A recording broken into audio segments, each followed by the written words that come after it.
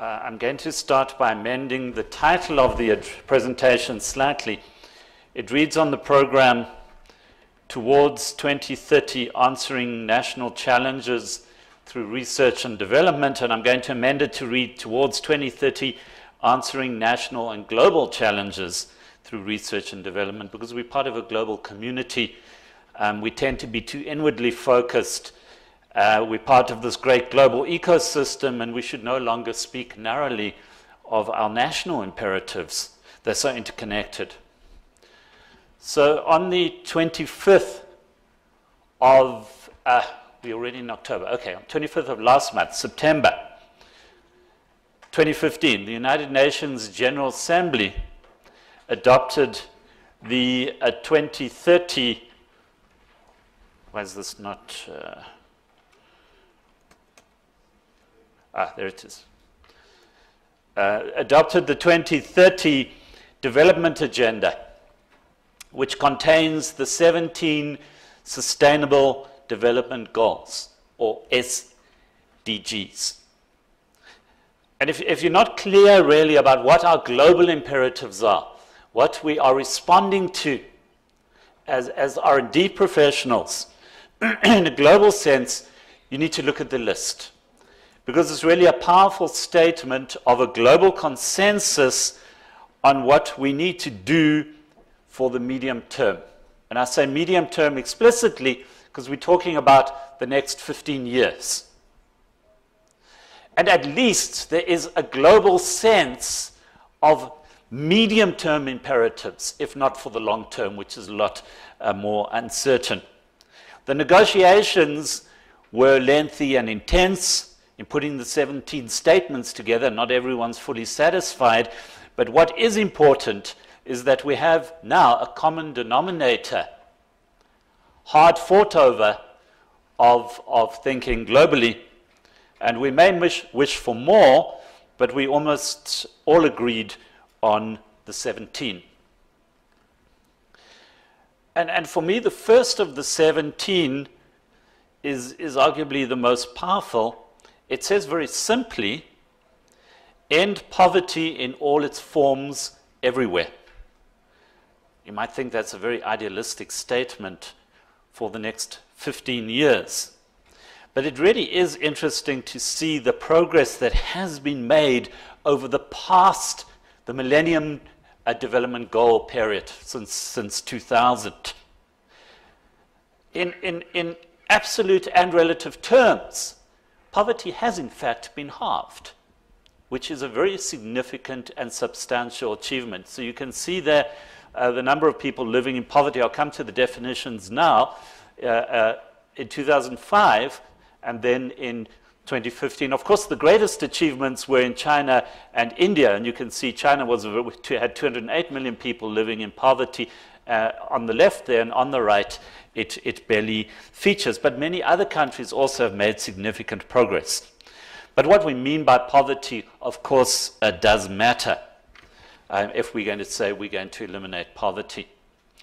And so the SDGs, the 17 quite broad statements, do have qualifying statements and more detailed targets. So it states, for example, by 2030, eradicate extreme poverty for all people everywhere, currently measured as people living on less than $1.25 a day. That's US dollars. By 2030, reduce at least by half the proportion of men, women, and children of all ages living in poverty in all its dimensions, because poverty is not only measured just in terms of income, according to national definitions. So one needs to look at the qualifications. However, it still remains a very powerful statement and something, and a very, very important driver for our action across various fields. Now, I'm using this first SDG just as an example, because I clearly don't have time to go through all 17 SDGs in this way. But if we're going to talk about global imperatives, I do urge you on your own or in discussion groups to look not only at the SDGs, but at all the targets and elaborating statements in relation to the SDGs. It's https://sustainabledevelopment.un.org, so it's very easy to find.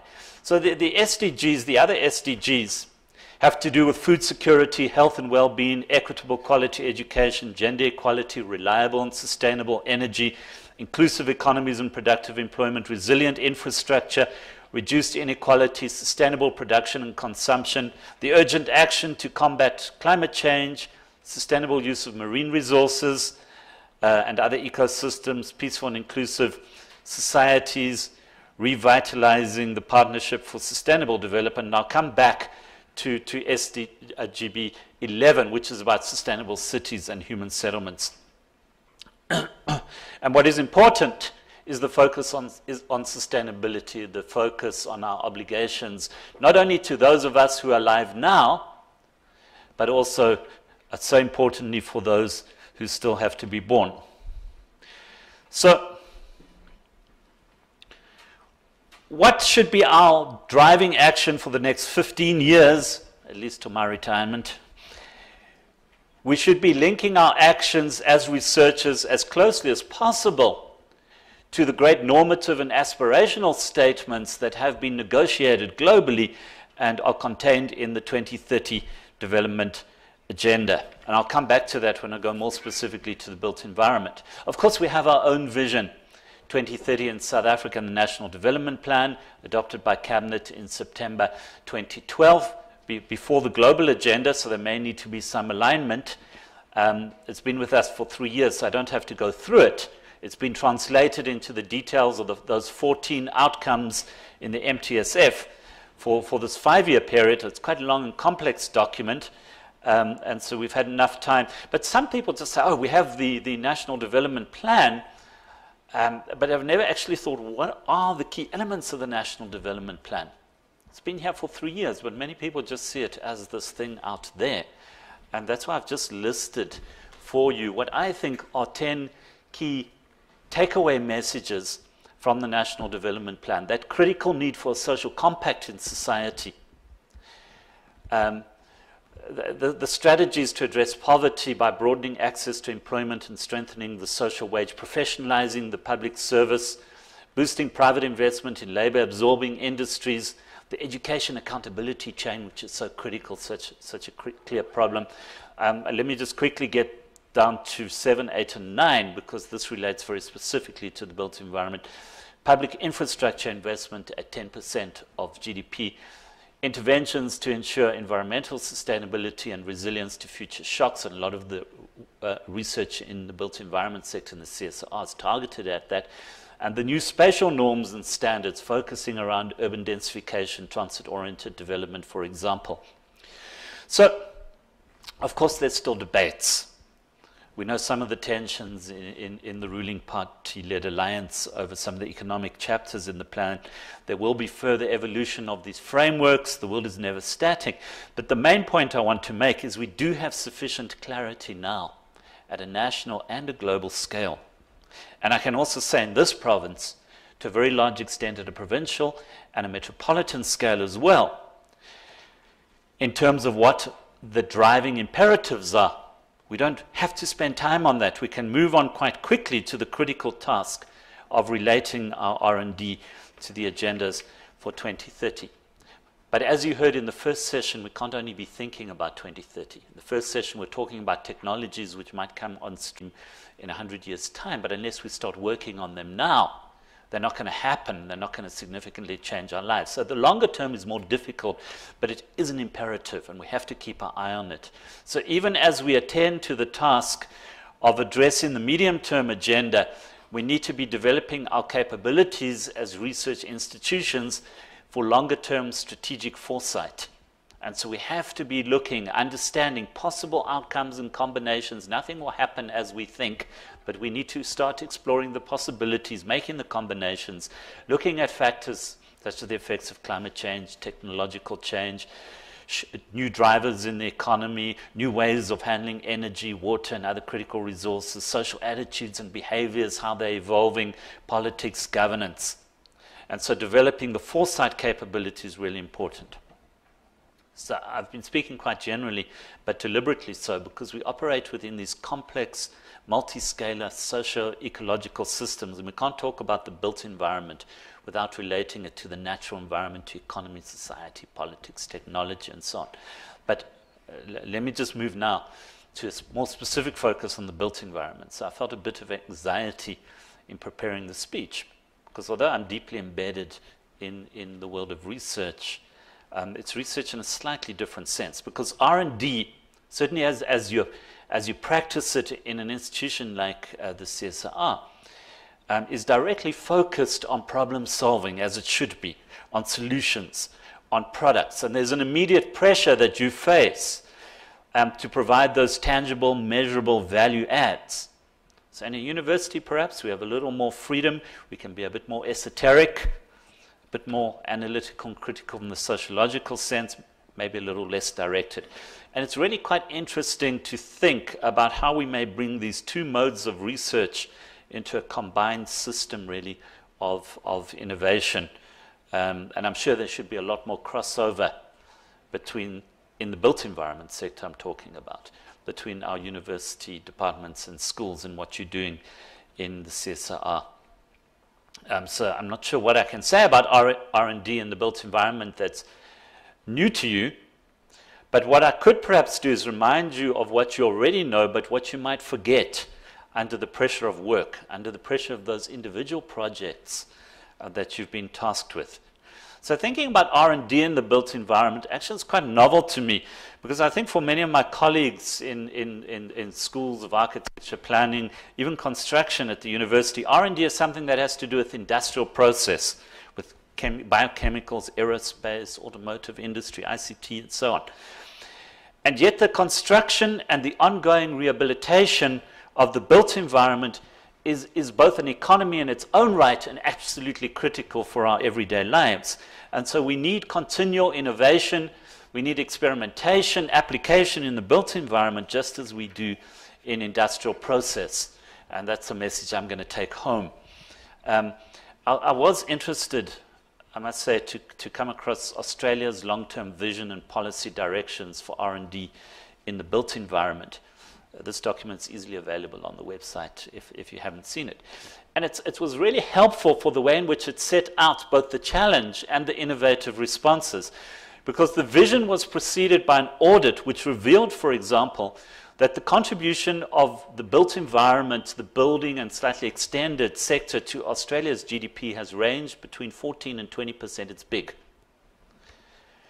But R&D spending in this sector is a tiny fragment of total R&D spending. Productivity growth in the sector has historically lagged other sectors.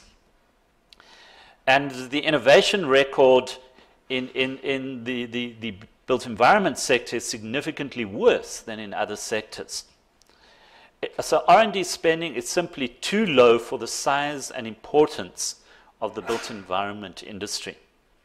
And worse than that, public sector R&D investment in the sector is declining. In the early 1990s, R&D spending as a proportion in the built environment as a proportion of total R&D spending in the public sector was 2%, but it declined to 0.5% by 2008.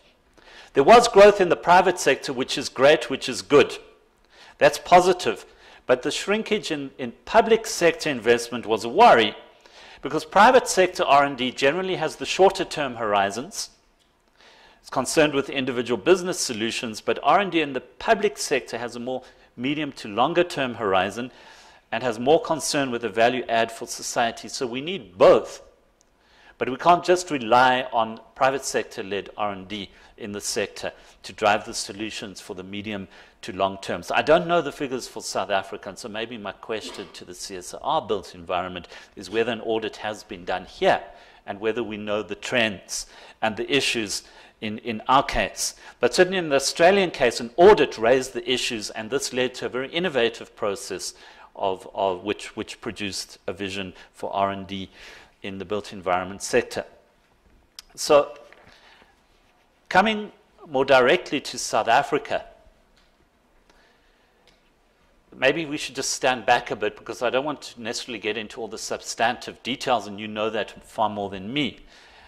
So I know that there's really critical and important work being done in energy efficient building design, in processes of integrating transport planning and land use planning, material science, in municipal engineering services, ecological sanitation, and a lot more. There's a lot of energy, but let's just stand back for the moment, maybe look at a bigger picture, and talk more about the connections and the integrations. So I just want to make four brief points, really, about making R&D more effective in the built environment sector. The first point is really a repetition of what I've already said, but I'm going to repeat it, is that we need to be guided by the global and national consensus for the medium term while developing our long-term foresight capabilities. Then secondly, and you might be very familiar with the concept of open innovation, but it's a powerful trend globally in industry and elsewhere. But through open innovation approaches, invest heavily in external relationships. And then thirdly, within our organizations, pursue innovation through integration. And finally, making impact and influence the core throughout the R&D cycle. So, Sustainable Development Goal 11 states simply, make cities and human settlements inclusive, safe, resilient, and sustainable. It's a short statement, but it took enormous effort to actually negotiate the incorporation of that statement into the SDGs. And it's really important that it's part of the global development agenda. There are 10 specific targets in relation to that SDG, and we need to look at those as well. They relate, for example, to housing, slum upgrading, public transport, managing risk and vulnerability, safe green public spaces, strengthening planning systems, participatory processes, sustainable and resilient buildings. So it's there. We know what the agenda is. If we look at the National Development Plan, there's a chapter which deals with human settlements and spatial transformation. I can't go through the details of the chapter, but it also refers to a positive, hard-won consensus around urban development, a view of the future of our cities that has evolved globally and nationally over the past 2 or so decades. But as an aside, I'm certainly concerned that in the post-NDP era, some of the statements and policies that are coming out of government potentially could undermine this consensus that has, or threaten this consensus, undermine some of the gains that we're seeing. So the consensus is around denser forms of development that create more vibrant economies, that are more efficient in terms of infrastructure, that are more environmentally eco-friendly. It's around retrofitting existing settlements rather than just expanding the city. It's around focusing new development on established and emerging economic nodes along corridors of mass transit. It's around in situ upgrades of informal settlement where possible, avoiding new ghetto formation with inclusionary housing policies, for example. It's around economic hubs in townships, more attention to the design, the quality of urban space, particularly public space. It's about linking development with sustainable livelihoods. It's about greening mobility, even as we green production and consumption, and more. So there are strong clues. We don't have to go over the ground. There's strong clues as to where our R&D could focus. And we simply need to respond to the global convergence and a national convergence around a progressive agenda. But how do we do it? And this is where I think the concept of open innovation is really so important. Investing in external partnerships, because I've also been in large institutions, including the city of Joburg. And large institutions tend to become quite closed and inwardly focused. But knowledge is so widely distributed in the modern world that we simply can't rely on our internal skills and knowledge sets and ingenuity, as wonderful as they may be. It's the combination of internal and external knowledge that produces real innovation. So open innovation, to use a simple definition, to use the words of Henry Chesbrough, who actually first coined the term, open innovation is the use of purposive inflows and outflows of knowledge to accelerate internal innovation. So other terms you might come across, perhaps more popular terms: co-creation, collaborative design, the ideas marketplace, peer production, collective intelligence, and there are a lot more, but similar concepts. And all of these suggest a move towards a world without knowledge boundaries, without knowledge hierarchies, knowledge secrets, where ideas flow and evolve far more seamlessly than they do today. And this requires an enormous mindset. It's not going to be something that happens overnight. Because if we're committed to open innovation, it can't only be about sourcing ideas and information from others, but it's also about allowing others to source ideas and information from us. And this might make us really fearful. So we've been brought up in a generation where it's been about protecting ideas, where we've been, and not only about the ideas that are produced, but also their marketing and their distribution. And so our focus has been, for example, on IP rather than collaboration. So we've been caught up in a mindset that produces inwardly focused organizations and ultimately slows innovation. So open innovation does require a lot more risk-taking. Clearly there's a risk, and one has to be willing to take the risk. It requires more trust, more systematic investment in relationship building. It's not simple, but a growing number of leading corporations and other institutions are taking this leap and are embracing rather than resisting what I think is a really, really important trend. And doesn't necessarily mean a free-for-all, because lots of models have been developed around open innovation. They range from open sharing of information between partners to the pooling of information and even of patents within some sort of defined common pool, to various forms of licensing arrangements. And you might be familiar with IBM's Eclipse platform, where competing companies collaborate with IBM within a software-supported open innovation network. So the technologies are emerging that would support this change in approach and mindset. And then the third point is really about innovation through integration internal to an organization. So nowadays it's not that fashionable to quote Tony Blair. Perhaps not as fashionable as it once was. But there's one catchphrase of his first administration, which I'm very happy to repeat. That's that refrain of joined up solutions to joined up problems. And certainly the rise of a sustainability discourse with a focus on integrative action has strengthened this idea. So if we're talking about urban resilience, C.S. Holling, the father of resilience, referred to complex, adaptive, socio-ecological systems.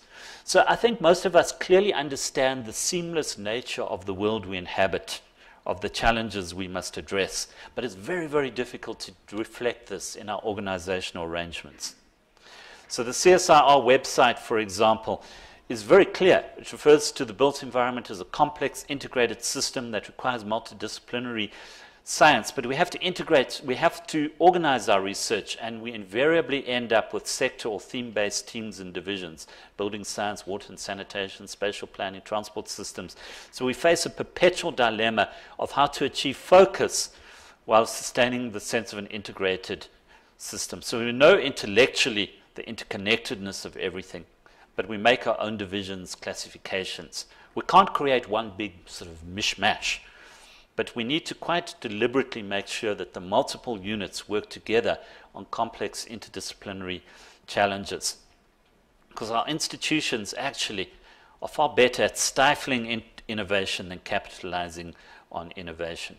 And they're far better at optimizing local operations than at integrating them. And so we need those deliberate and systematic efforts to promote interaction.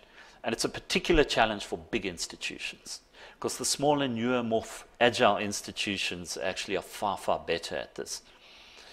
So how do we do it? It's so easy to slip into our narrow furrows. Of course, technology does enable to a certain extent. I read a blog that spoke of the perfect storm of mobile, social media, cloud, and big data. But there's something else that's needed. It's not adequate on its own. There's something organizational as well as something in terms of the leadership that changes the working ethos of the institution. And there are actually many models that have now emerged that recognize that we have to work in teams. But also that one needs institutionally those agencies that can link across, that are constantly scouting for new ideas, that are leveraging the innovation that comes from the teams, that bring units together in new ways. The game changer teams in Royal Dutch Shell, for example, they get 10% of the R&D budget. 90% is left for the units, but 30% of the innovation projects come through those teams. So there are other ways of doing things. We don't have to just channel our own narrow funnels. And so we need to encourage interaction between members of diverse teams in multiple ways, identify those brokers who connect the different knowledge skills, and rather than threatening the identity of the functional teams, find other ways that actually support those teams but also link across them. So the final point, and I know I'm running out of time, the light bulb's always used as the sort of illustration of innovation. It seems to be the emblem for innovation, but it's really about influence and impact. So there's no escaping this in the business of R&D. We might love our science so much we do it just for pleasure. But in the end, our rationale comes from the deployment of the ideas, the adaptation in practice. And if you look at the CSIR website, it recognizes that. It says the CSIR's ultimate objective is to have a beneficial impact on the economy, society, and the environment in which we live. Impact is at the heart of the CSIR's undertaking. And the statement is unambiguous, but the realities are ambiguous. Because the relationship, as we know, between R&D and outcomes is often indirect and really hard to measure, especially in large institutions. So we have to work quite deliberately to ensure efficacy, and we can't leave impact to chance. I don't have time to go into all the very conventional ways in which we measure impact, such as licensing agreements, patents, and so on. But for a public institution, we also want to influence public policy and decision-making. And assessing impact here is even more complex. Is the quality of decision-making in government, for example, better because of our work, because of the spatial information we provide, because of the business models we might propose? And because there's so many mediating factors, it's really difficult to make the links. But our reason for being rests on impact. So that requires us to do things we don't do very easily as scientists. We need to understand the political drivers, the rationale of politicians, even of appointed officials like Ravi. We need to find the ways of communicating much more effectively. So, for example, the visualization of data, we found that to be, which is what the CSIR is good with. We found that to be a very powerful medium in terms of influencing politicians. That's what captures their imagination in the spatial sense. And so it's not just about being eloquent in terms of words. We can use our technologies also to communicate. We need to find that entry point into policy-making processes, not right at the end when we propose something, but right early in the stage. So there may still be a space for the lone operator and the purist in our institutions, but as a collective, we have to foreground impact and influence.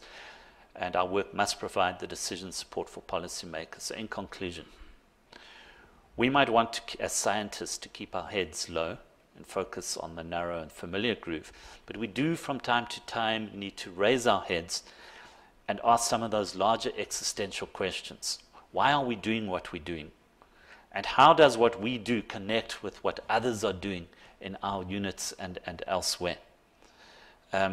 So we can infuse our work with purpose and meaning if we make these connections. There doesn't have to be this existential vacuum in our work. We need to ask what knowledge, technologies, and decision-making tools are required to produce these livable, sustainable, equitable environments that we've been told we must produce. So in creating this knowledge, in producing these innovations, we must understand also that the models of the past, which are so powerful in our psyche, which still shape our thinking, which shape our mental worlds, may now be obsolete. So the romance of the lone operator, for example, the models of closed innovation, protecting knowledge, that's very powerful. That's there in our head. That's there in our mindset. It's fiercely present. But perhaps the main take-home message is the world has moved on, and we need to find ways to reflect these powerful new shifts in our everyday working lives. Thank you for listening. Thanks, Ravi. Sorry if I took more time.